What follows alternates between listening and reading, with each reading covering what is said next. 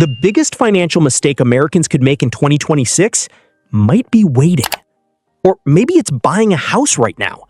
Because everywhere you look, the headlines are confusing. Some experts say a housing crash is coming. Others say this is the biggest opportunity since 2020. Home prices are falling in some cities.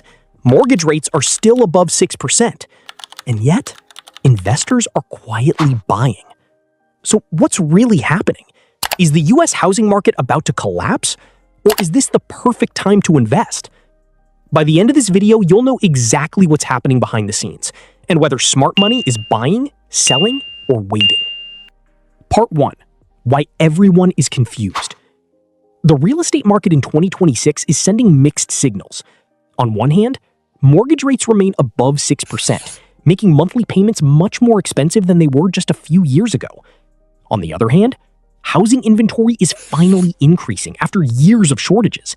More homes are hitting the market, giving buyers more choices and more negotiating power. And here's where it gets interesting. For the first time in years, many sellers are being forced to lower their expectations. The days of receiving 20 offers in a weekend are largely gone.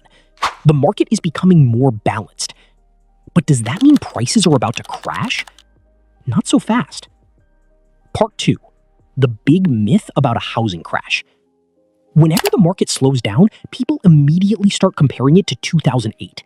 But here's the problem. The housing market today is completely different. Back in 2008, banks gave risky loans. Many buyers couldn't afford their homes. Foreclosures exploded. Today, most homeowners are sitting on significant equity. Many locked in mortgage rates below 4%. They aren't desperate to sell. In fact, one of the biggest reasons prices haven't fallen dramatically is because homeowners simply refuse to list their properties. Think about it. If you had a 3% mortgage, would you sell and buy another house with a 6.5% mortgage? Probably not. Economists call this the lock-in effect, and it's one of the biggest forces preventing a major crash. So while some local markets are seeing price declines, a nationwide housing collapse remains unlikely according to many industry forecasts. Part 3. What the data actually shows. Let's ignore opinions and look at the numbers. Several major housing forecasts expect modest price growth in 2026 rather than a crash. Zillow forecasts about 1.2% growth, while Realtor.com and Redfin also project modest appreciation. Home sales are also expected to increase compared to recent years. Why? Because affordability is slowly improving.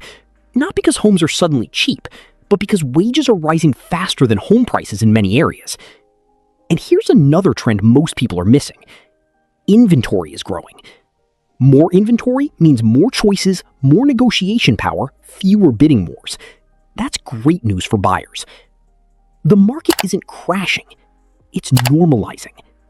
And that creates opportunities. Part 4. Where investors are looking. Smart investors aren't asking, will prices go up next month? They're asking, will this property make money for the next 10 years? That's a completely different question. Successful investors focus on population growth, job growth, rental demand, cash flow, not daily headlines. Many investors are targeting markets where inventory has increased and sellers are becoming more flexible. Why? Because negotiation opportunities are finally returning. During the pandemic boom, buyers had almost no leverage. Today, you may be able to negotiate price reductions, closing costs, repairs, and better terms. That's something investors love. Part 5. Should you invest right now? Here's the honest answer. There is no universal yes or no. If you're waiting for the perfect moment, you'll probably wait forever. The perfect market doesn't exist. Instead, ask yourself 3 questions. Question 1. Can you comfortably afford the payments? Question 2. Can you hold the property for at least 5 to 10 years?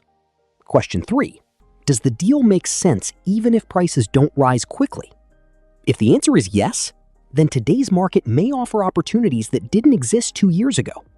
But if you're buying purely because you think prices will skyrocket next year, that's speculation, not investing. The truth is, the US housing market in 2026 isn't booming. And it isn't crashing. It's resetting. Inventory is rising. Sellers are becoming more realistic. Buyers are gaining leverage. And smart investors are focusing on long-term fundamentals instead of scary headlines. So here's my question for you. If you had $100,000 to invest today, would you put it into real estate, stocks, or something else entirely? Let me know in the comments. And if you found this video helpful, subscribe for more data-driven investing insights. Because the best investment decisions are made with facts, not fear.